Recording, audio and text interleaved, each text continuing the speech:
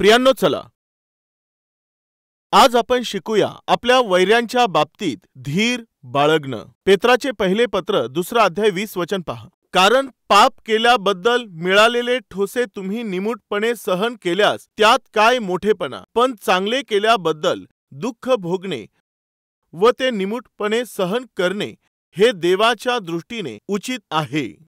काय म्हटलं? तुम्ही पाप केलं, यामुळे तुम्हाला दुःख भोगावं लागत आहे. मग ते सहन करण्यात कोणता मोठेपणा आहे? समजा तुम्ही चोरी केली, मग शेजारच्या लोकांनी ते पाहून तुमच्या आजूबाजूच्या सर्व लोकांनी तुम्हाला खूप रागावले, ते तुम्हावर ओरडले. मग तेव्हा तुम्ही काय करणार? तोंड बंद ठेवून सहन करणार, कारण तुम्ही जे केलं आहे ते वाईट आहे. पण खरी सहनशीलता कोणती आहे माहीत आहे? तुम्ही अपराध केल्यावर जेव्हा सर्वांकडून तुम्ही मार खाता व शांत बसता, त्याला सहनशीलता म्हणत नाही. परंतु तुम्ही चांगलं करून देखील जर कोणी तुम्हावर दोष लावत आहे, तुमचं वाईट करत आहे, तेव्हा जर तुम्ही धीर धरला तर ती आहे सहनशीलता. म्हणजेच तुम्ही चांगलं करून देखील जर दुःख भोगत आहात तर व ते सहन करत आहात तर ही असते सहनशीलता. उदाहरणासाठी चला पाहूया शमूएलाचे पहिले पुस्तक अध्याय 20 त्यातील सुरुवातीचे वचने वाचूया. दावीद योनाथानाला आपल्या मनातील दुःख सांगत आहे. पहा तो काय बोलत आहे. मग दावीद रामातील नायोत येथे पळून गेला आणि योनाथानाकडे जाऊन म्हणू लागला, मी काय केले आहे? माझ्याकडून काय अपराध घडला आहे? तुझ्या बापाचा मी असा काय गुन्हा केला आहे की तो माझा जीव घ्यायला पाहत आहे?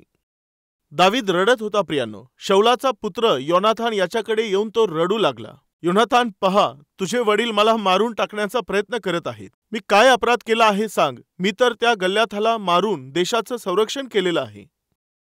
आणि मी तुझ्या वडिलांनी जिथे मला पाठवलं तिथे जाऊन मी युद्ध केलं आणि देशाचं संरक्षण मी केलं. व तसंच तुझ्या वडिलांनी माझ्या मुलीशी तू लग्न कर असं सांगितल्यानंतर मी त्याचा स्वीकार केला. मी तर कोणी शत्रू नाही आहे ना. मी तर देशाचं रक्षण केलं आहे. मी त्यांचा मान राखला, त्यांच्या वतीने मी लढलो. मी त्यांच्या मुलीशी लग्न केलं, पण ते मला मारण्याचा प्रयत्न करत आहेत. माझी काय चूक झाली आहे? तो रडू लागला. एवढंच नाही, पुढे काय बोलला माहीत आहे? पहा 3 वचन मधल्या लाईन पासून वाचत आहे. बाकी परमेश्वराच्या जीविताची शपथ व तुझ्या जीविताची शपथ माझ्यामध्ये व मृत्यूमध्ये केवळ एका पायरीचे अंतर आहे. माझ्यात आणि मृत्यूमध्ये केवळ एका पायरीचे अंतर आहे. कधी मरण येईल माहीत नाही. तुझे वडील मला कधी मारून टाकतील मला ठाऊक नाही. मी असा काय गुन्हा केला आहे? प्रियांनो, वास्तविक दाविदाने आपल्या आयुष्यामध्ये कोणतीही चूक केलेली नसताना शौल जेव्हा त्याचा पाठलाग करू लागला, तो तेथून निघून गेला, परंतु त्याने उलटून शौलाला मारलं नाही. आज आपल्यात कुणी आहेत का? तुम्ही काही चूक केलेली नाही, पण तरी तुमचे अधिकारी, तुमचे बॉस तुम्हाला त्रास देत आहेत.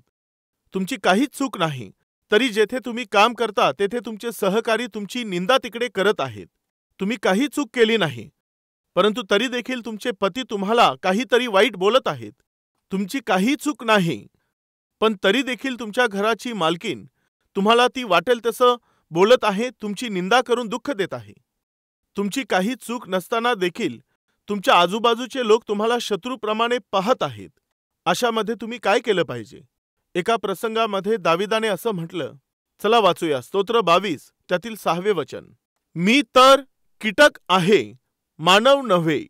मनुष्यांनी निंदिलेला आहे. मी कीटक आहे. हे काय आहे प्रियांनो?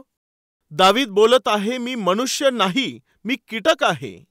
तुम्ही पावसाळ्यात शिदूड पहा, ते असं चाललेलं असताना तुम्ही टच करा, ते छोटं होईल. पुन्हा चालल्यावर टच करा, ते पुन्हा बारीक होईल.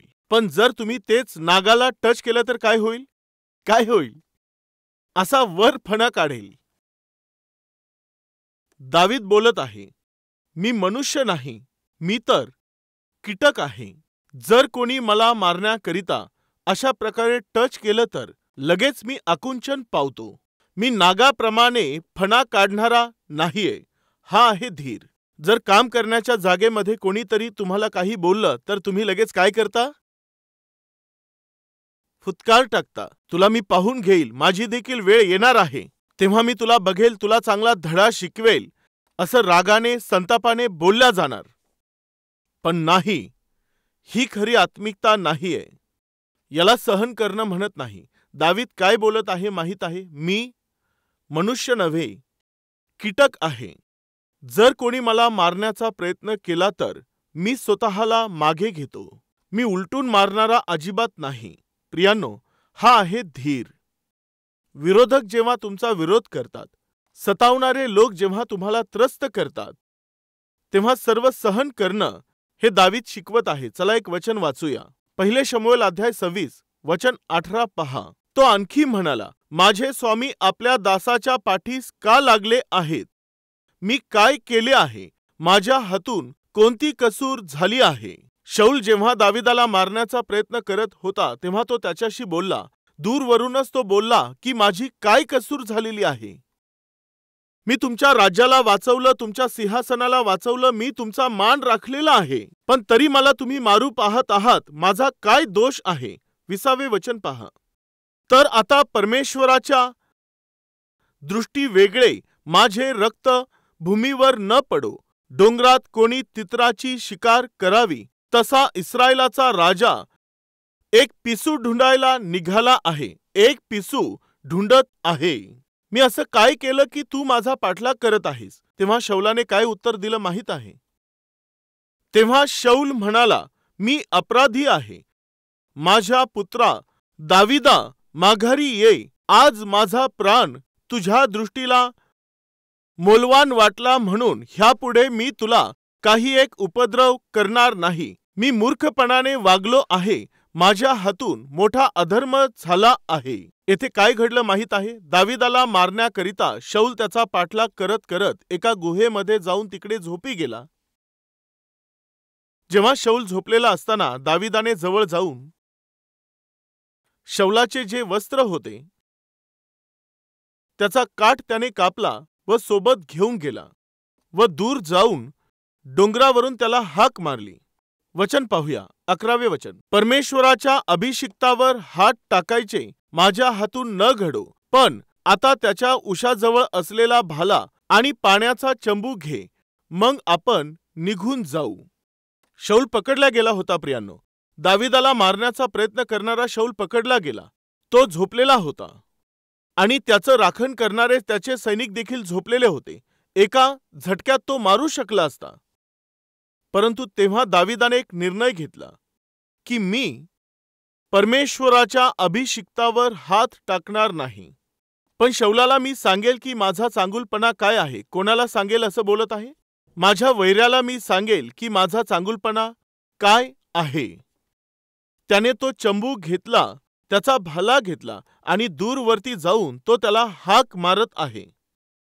तो जोराने हाक मारून बोलला. 14 वचन. दावीद त्या लोकांना आणि नेराचा पुत्र अब्नेर ह्यांना मोठ्याने हाक मारून म्हणाला, अब्नेरा! हा शौलाचा संरक्षण करणारा होता, शौलाच्या सैन्याचा सेनापती होता. अब्नेरा, ओ का देत नाहीस? तेव्हा अब्नेराने म्हटले, राजाला हाक मारणारा असा तू कोण आहेस? दावीद अब्नेरास म्हणाला, तू मर्द आहेस ना?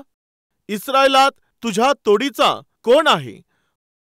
असे असून आपल्या स्वामी राजांचे तू रक्षण का केले नाहीस? एक जण तर तुझा स्वामी राजा ह्याचा घात करण्यास आला होता. तू हे काम केले ते काही चांगले नव्हे. परमेश्वराच्या जीविताची शपथ तुम्ही मरणदंडास पात्र आहात, कारण प्रभू परमेश्वर ह्याचा अभिषिक्त आपला स्वामी ह्याचे रक्षण तुम्ही केले नाही. शौल तर दाविदाला मारू पाहत होता. प्रियांनो, शौल दाविदाला मारलेला असताना जेव्हा तो थकून एका जागी झोपी गेला होता आणि शौलाचे सोबतचे सेवक देखील झोपी गेले, तेव्हा दाविदाने तो शौलाकडे आणि शौलाच्या सैनिकाकडे तिकडे जवळ गेला. शौलाजवळ असणारा पाण्याचा चंबू त्याने उचलून घेतला आणि त्याचा भाला देखील त्याने काढून घेतला. दाविदाला पाहिजे तर त्याने मारलं असतं, आपल्या शत्रूचा सूड घेतला असता, पण त्याने तसं केलं नाही. तर त्याने सर्व काही सहन केलं. त्याच्या शत्रूचे सर्व विरोध त्याने सहन केले. पाण्याचा चंबू आणि भाला काढून घेऊन दूर जाऊन तो ओरडू लागला, अब्नेरा! तेव्हा तो अब्नेर झोपेतून जागा झाला. काय तू मर्द आहेस का? तुला तर राजाचं रक्षण करायचं होतं. तू जागी राहिलं पाहिजे होतंस. पण तू राजाला असंच वाऱ्यावर सोडलंस. तो राजा कोण आहे तुला माहित आहे? तो परमेश्वराचा अभिषिक्त आहे. इस्रायलावरती राज्य करणारा तो राजा आहे. पण राजाची काळजी न घेता, त्याचं रक्षण न करता तू झोपी गेलास. तू दुष्ट आहेस. तू मरणदंडास पात्र आहे. हे काय आहे प्रियांनो? जो त्याला मारण्यासाठी आला होता त्याच्या रक्षणाबद्दल दावीद विचार करत आहे. तेवढ्यातच शौलाला जाग आली. त्याने हाक मारली, माझ्या मुला दाविदा, ही तुझी वाणी आहे का? तेव्हा दावीद म्हणाला, राजा, तू मला असं का मारू पाहत आहेस? मी तर एखाद्या तितरासारखा आहे. मला का मारू इच्छित आहात? माझी काय चूक झाली आहे? प्रियांनो, लक्ष द्या. जेव्हा त्याचा शत्रू पाठलाग करत होता तेव्हा दाविदाने काय केलं माहित आहे? त्याने सहन केलं. त्याने उलटून मारलं नाही. प्रियांनो, आज आपल्या आयुष्यात आपले विरोधक असतील, वैर धरणारे लोक असतील, तुमच्या आयुष्यात तुमचं वाईट करणारे लोक असतील, तुमची थट्टा करणारे लोक असतील. असे लोक जर तुमच्या आयुष्यात असतील तर तुम्ही त्यांच्याशी वैर बाळगण्याचा प्रयत्न करू नका. तर काय करायचं आहे? सहन करायचं आहे. सूड घेणं हे तुमच्या हातात नाही. सूड घेणं हे परमेश्वराच्या हातात आहे, असं देवाने सांगितलेलं आहे. एक दिवस एक मनुष्य माझ्याकडे आला. प्रियांनो, तो व्यक्ती एक देवाचा सेवक होता. तो येऊन बोलला, माझ्या मुलीचं लग्न आहे, माझ्याकडे 1 रुपया देखील नाही. काय करावं मला काहीच समजत नाही. काय कृपया तुम्ही मला मदत कराल? असं तो सेवक बोलल्यावर त्या सेवकाच्या त्या वेदना पाहून मी लगेचच त्यांच्या मुलीच्या लग्नासाठी काहीतरी मदत केली पाहिजे हा विचार करून काही लाख रुपये देऊन मी त्यांच्या मुलीच्या लग्नासाठी मदत केली. त्यांनी थाटामाटात आपल्या मुलीचं लग्न लावलं. त्या सेवकांनी मला असं म्हटलं होतं की तुम्ही माझी थोडीशी मदत करा, मला उसने पैसे द्या. माझ्या मुलीचं लग्न झाल्यानंतर मी निश्चित तुमचे उसने पैसे परत देईल. कृपया माझी मदत करा असं म्हटल्यावर मी उसने म्हणून त्यांना काही पैसे दिले. त्यानंतर मी सहजच म्हणून कोणत्या तरी कारणासाठी एक फोन केला, पण तो फोन पाहून त्यांनी तो फोन कट केला.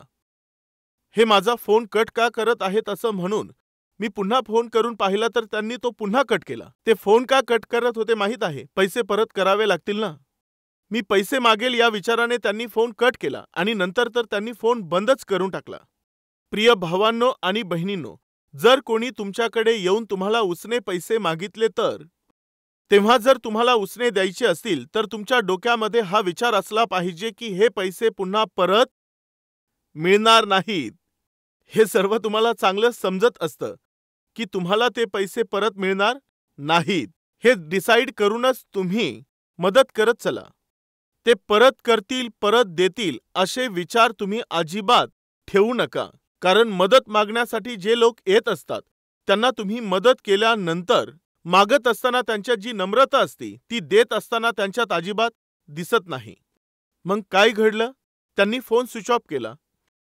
मी विचार केला, नेमकं स्विच ऑफ का केला? नेमकं काय घडलं असेल? असं जाणून घेण्यासाठी एका व्यक्तीला मी पाठवलं, जाऊन जरा पाहून ये. ते जे सेवक आहेत ते आत्ता फोन उचलत नाहीत, फोन कट करत आहेत आणि वरून त्यांनी फोन देखील स्विच ऑफ करून टाकला आहे. नेमकं काय घडलं आहे पहा. तू जरा जाऊन पाहून ये असं म्हणून त्याला पाठवलं तर त्याने या व्यक्तीवरती केस फाईल केली. काय केस केली माहीत आहे? माझ्या पत्नीवर अत्याचार करण्यात आला. त्यांनी केस फाईल केली. पोलीस स्टेशनमधून पोलिसाने मला फोन केला, पास्टर तुम्ही त्या माणसाच्या पत्नीवर अत्याचार करण्यासाठी कोणा व्यक्तीला पाठवलं का? काय त्या सेवकाच्या पत्नीवर अत्याचार करण्यासाठी मी कोणाला पाठवलं? हो पास्टर, हा व्यक्ती पोलीस स्टेशनमध्ये तीच कंप्लेंट देत आहे. सर कोण आहे हा विचारलं तर तो सेवक ज्याने माझ्याकडून मदत घेऊन आपल्या मुलीचं लग्न लावून दिलं. काय करणार सांगा? मला फार वाईट वाटलं. मी फार व्याकुळ झालो. प्रार्थना केली, परमेश्वरा मी काय करू? देव काय बोलला तुम्हाला माहित आहे? तू शांतपणे सहन कर. तुला काहीही करायचं नाही. मी माझ्या मनात त्याच्याप्रती कोणताही द्वेष ठेवला नाही, मत्सर बाळगला नाही. त्याला देवाच्या हातात सोपवून दिलं. नंतर एकदा कोणीतरी माझ्या मोबाईलवर एका फोटोसहित एक मेसेज मला पाठवला. आता हे राहिले नाहीत. काय पाठवलं?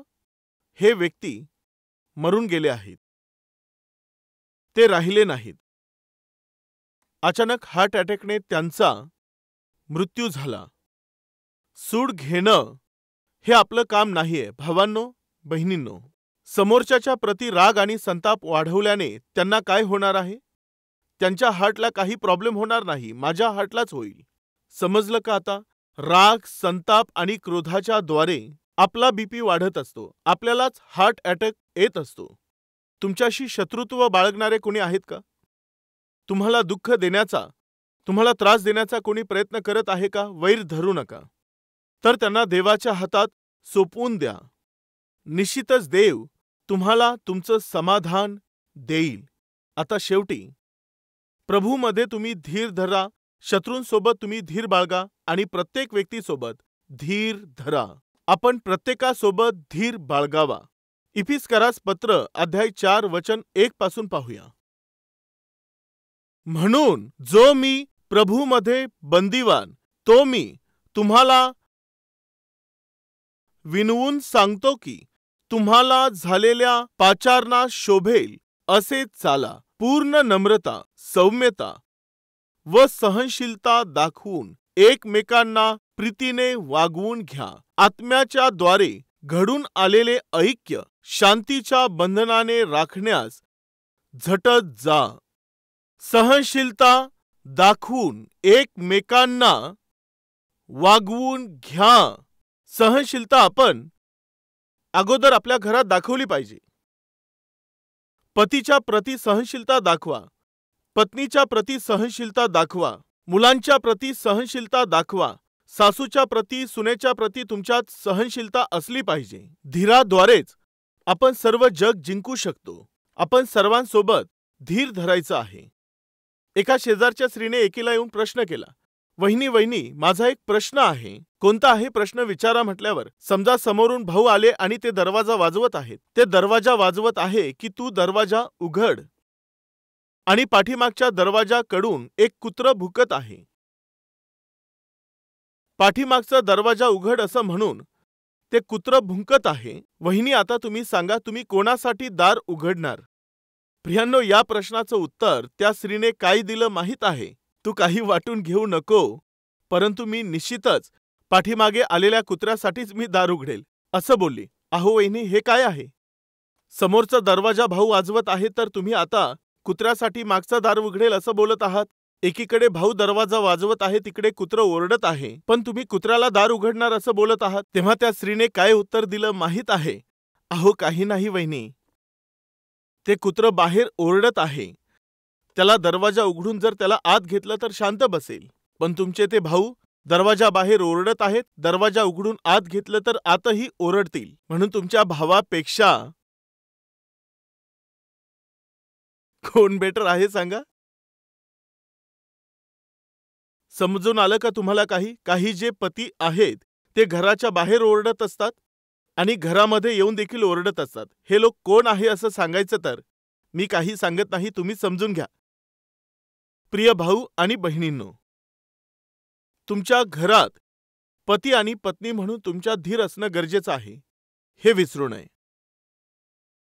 घरातील लोकांसोबत जर तुम्ही सहनशीलता दाखवाल तर बाहेर देखील लोकांसोबत तुम्ही आनंदाने राहाल. प्रिय भाऊ आणि बहिणींनो, या जगामध्ये खरी आणि योग्य सहनशीलता कोठे दाखवली पाहिजे माहीत आहे? सांगा. आपल्या घरामध्ये. एकदा एका जज साहेबांकडे एक वकील आला.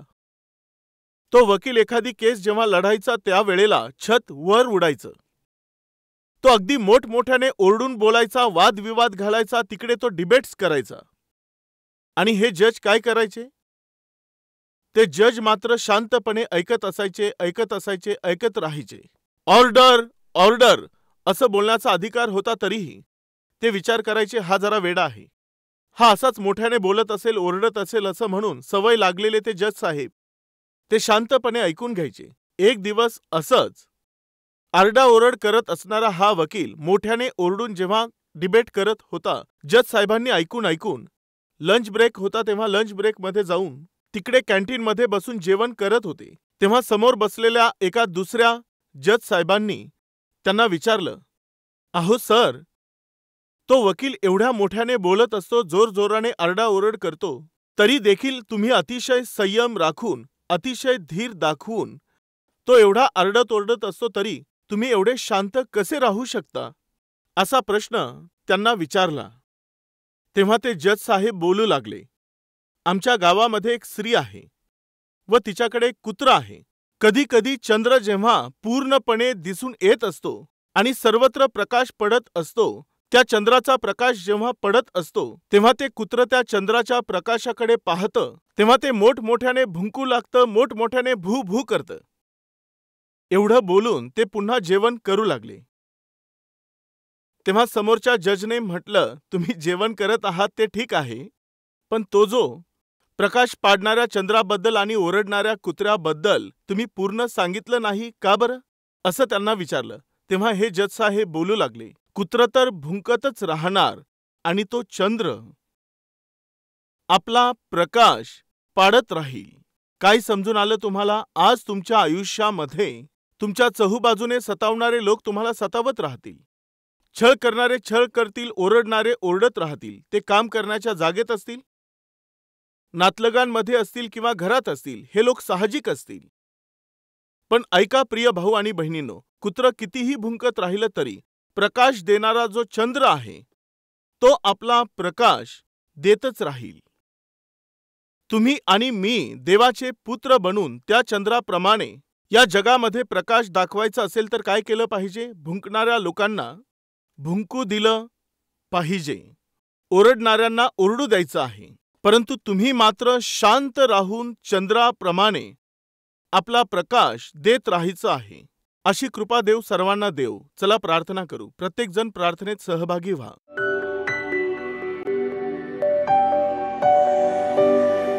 पवित्र परमेश्वरा, का मला कष्टांमधून जावं लागत आहे याचं कारण मला समजत नाही. अशा प्रकारच्या परिस्थितीत जेव्हा योब चाललेला होता तेव्हा त्याने आपले कष्ट सहन केले, दुःखांना सहन केलं, आजारांना सहन केलं व केवळ सहनच नाही, माझ्या देवाने मला ठार केलं तरी मी माझ्या परमेश्वराला सोडणार नाही असं बोलून त्याने तुझ्या उत्तराची वाट पाहिली. देवा, अशीच आत्मिकता तू आम्हाला दे. देवा, आमच्या जीवनामध्ये दुःख देणारे, आम्हाला सतावणारे, त्रास देणारे कितीही लोक आमच्या आयुष्यात आले तरी देवा, योबाप्रमाणे आम्ही शांत राहून तुझी आस धरावी यासाठी सहाय्य कर. सहनशीलता आणि संयम आमच्या जीवनामध्ये प्रभू तू आम्हाला दे. येशूच्या नावाने प्रार्थना मागतो बापा, आमेन. शालोम. कल्वरी टेम्पलमध्ये स्वागत आहे.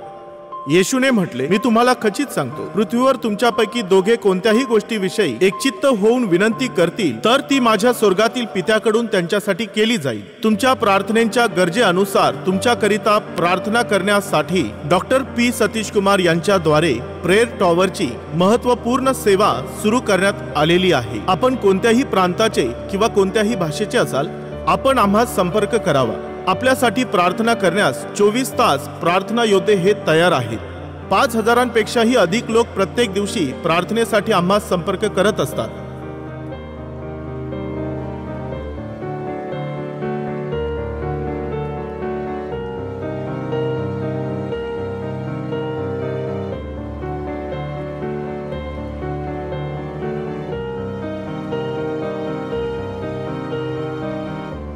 देवाचे सेवक आणि प्रार्थना योद्धे यांच्याद्वारे प्रार्थना केली जात आहे. मंडळीमध्ये उपवास करून प्रार्थना करण्यात येत आहे आणि देव अद्भुत असे कार्य घडवत आहे. खाली देण्यात आलेल्या क्रमांकावर आपण संपर्क करावा व आपल्या समस्यांकरिता आमच्या सोबत मिळून आपण प्रार्थना करा व देवाचे आशीर्वाद मिळवा. आपल्या प्रार्थनेसाठी कृपया आपण या नंबरवर संपर्क करावा. प्रार्थनेकरता नंबर 9100800888. प्रभू येशू ख्रिस्ताच्या नावाने सर्वांना शालोम. आपण सर्व ठीक आहात? कल्वरी आवाज हा कार्यक्रम 2003 पासून ते 2023 पर्यंत चालू आहे. गेल्या 20 वर्षांपासून या अद्भुत अशा टीव्ही कार्यक्रमाची तुम्ही अतिशय प्रेमाने व प्रार्थनेद्वारे, तुमच्या प्रोत्साहनाद्वारे व तसंच तुमच्या अर्पणांच्या द्वारे मदत करत आहात. त्याकरिता मी अगदी मनापासून तुमचे आभार मानतो व धन्यवाद देतो. आजच्या दिवशी या कार्यक्रमाद्वारे कित्येक लाखो व करोडो लोकांपर्यंत जिवंत परमेश्वराची ही सत्य सुवार्ता पोहोचविण्यात येत आहे. यामुळे तुम्ही केलेल्या मदतीसाठी मी मनापासून तुमचे आभार मानतो. आजच्या दिवसांमध्ये आपला कल्वरी आवाज केवळ मराठी भाषेतच नाही तर भारत देशात बोलल्या जाणाऱ्या प्रत्येक प्रमुख भाषांमध्ये येशू ख्रिस्ताविषयीची सत्य सुवार्ता पोहोचविण्यात येत आहे. व तसंच आम्ही प्रत्येक महिन्याला 650 टीव्ही कार्यक्रम प्रदर्शित करत आहोत. एवढं मोठं हे सेवा कार्य पुढे नेण्याकरिता आम्हाला तुमच्या सहाय्याची व मदतीची तसंच प्रार्थनेची नितांत गरज आहे. एक कार्यक्रम प्रदर्शित करण्यासाठी प्रत्येक चॅनल करता 20,000, 30,000, 40,000 ते 50,000 रुपये एक कार्यक्रमाकरिता खर्च येत आहे. जर देव आपल्याला प्रेरणा देत असेल व या कार्यक्रमास मदत करण्यास प्रोत्साहित करत असेल, जर तो तुम्हाशी याबद्दल बोलत आहे, तर निश्चित तुम्ही प्रार्थनापूर्वक या कार्यक्रमाची मदत करण्याचा प्रयत्न करा. हे अद्भुत असं जिवंत परमेश्वराचं शुभवर्तमान लोकांपर्यंत पोहोचविण्याकरिता आम्हाला आपल्या प्रार्थनेची व प्रोत्साहनाची गरज आहे. निश्चित तुम्ही या सेवेसाठी प्रार्थना कराल ही आशा करतो व देवाच्या प्रेरणेने तुम्ही मदत कराल ही आशा बाळगतो. प्रभूमध्ये तुमचा ऋणी doctor Satish Kumar.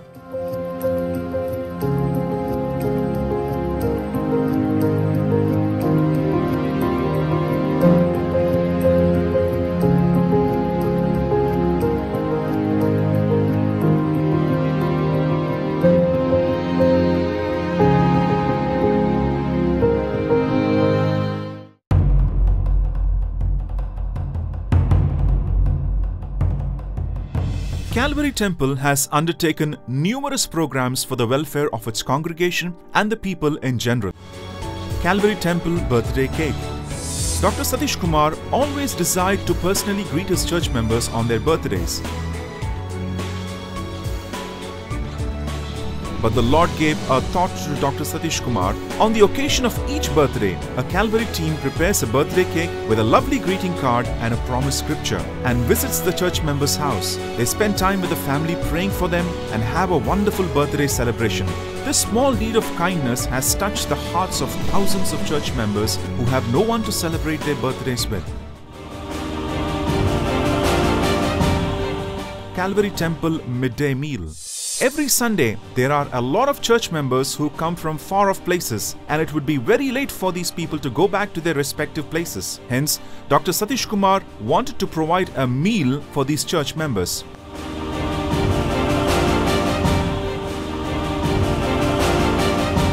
And to cater to such a large group of people, the Calvary Soldiers team works hard and prepares a wonderful meal for them. आमचा पत्ता Calvary, post box number 30, Kukatpally, Hyderabad 72.